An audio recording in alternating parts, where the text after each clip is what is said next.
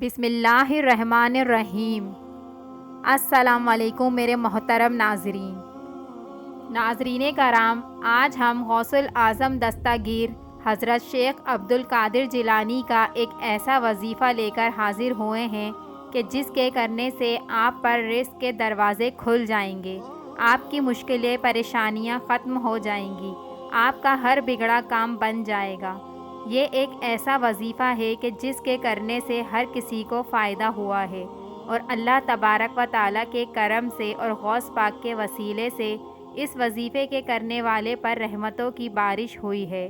اس وظیفے کے کرنے والے کی ہر مراد اللہ تبارک و تعالیٰ نے پوری فرمائی ہے۔ اللہ تبارک و تعالیٰ کے نیک بندوں اور عبادت گزار بندوں کے وسیلے سے مانگی گئی دعا اللہ تبارک و تعالیٰ کبھی رد نہیں کرتا، اسے ضرور پورا فرماتا ہے۔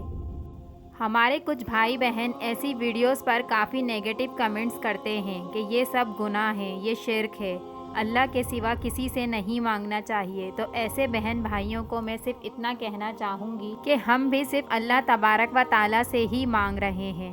بے شک دینے والی ذات صرف اللہ کی ہے، اللہ کے سوا کوئی عبادت کے لائق نہیں، اس کے کن کہنے سے ہی سب کی بگڑی بنتی ہے۔ ہم تو صرف اس کے نیک عبادت گزار بندوں کے وسیلے سے مانگتے ہیں تاکہ اللہ تبارک و تعالی ہماری دعا جلد قبول فرمائے۔ یہ اللہ تبارک و تعالی کے نیک اور عبادت گزار بندے ہیں، اللہ تبارک و تعالی نے انہیں خاص قوتیں عطا فرمائی تھیں۔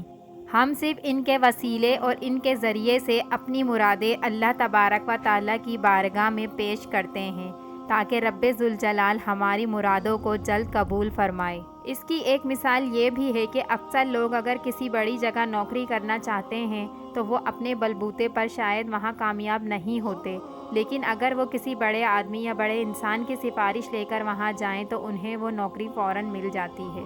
تو یہ نوکری اس انسان کے ذریعے سے ملی ہے، یعنی وہ انسان اس نوکری کے ملنے کا وسیلہ ہے۔ اسی طرح سے اللہ تبارک و تعالیٰ کے یہ نیک بندے ہماری مرادوں اور دعاؤں کو قبول کروانے کا وسیلہ ہیں۔ ہم ان کے وسیلے سے مانگیں گے تو اللہ تبارک و تعالیٰ ہمیں جلد عطا فرمائے گا۔ تو چلیے ہم اپنا وظیفہ بتاتے ہیں، لیکن اس سے پہلے آپ سبھی سے گزارش ہے کہ کائنڈلی چینل کو سبسکرائب کر لیں اور ویڈیو کو اینڈ تک دیکھیں، اور ویڈیو کو ایک لائک ضرور کریے گا۔ وظیفہ شروع کرنے سے پہلے آپ نے باوضو ہو کر پاک صاف جگہ پر بیٹھنا ہے۔ مرد حضرات یہ وظیفہ گھر میں بھی کر سکتے ہیں اور مسجد میں بھی۔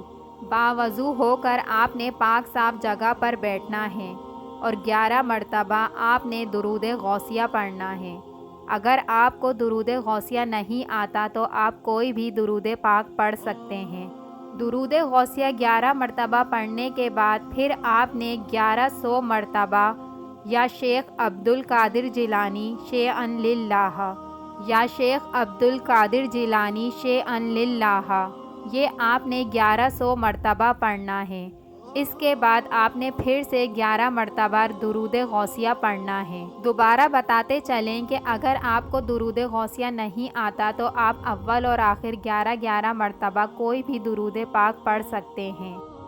اول اور آخر 11 مرتبہ درود پاک پڑھنا ہے اور درمیان میں 1100 مرتبہ یا شیخ عبدالقادر جیلانی کا ورد کرنا ہے۔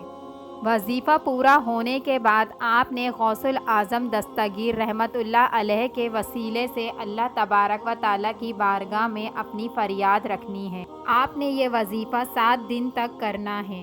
غوث پاک کے وسیلے سے آپ نے اللہ تبارک و تعالیٰ سے دعا کرنی ہے۔